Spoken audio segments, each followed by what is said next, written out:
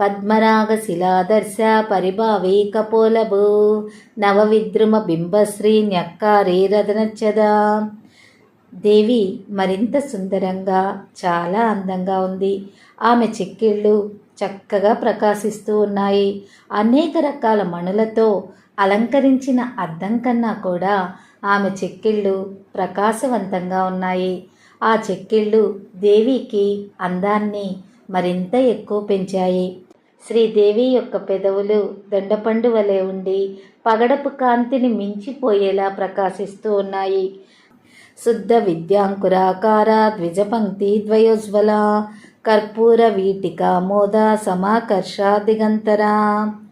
శ్రీదేవి యొక్క దంతములు స్వచ్ఛమైన జ్ఞానమొగ్గలను పోలి ఉన్నాయి. అవి ప్రకాశవంతంగా చక్కని పలువరుసతో మెరుస్తూ ఉన్నాయి. దేవి కర్పూరం నిండిన తమలపాకు సువాసనను ఆస్వాదిస్తుంది.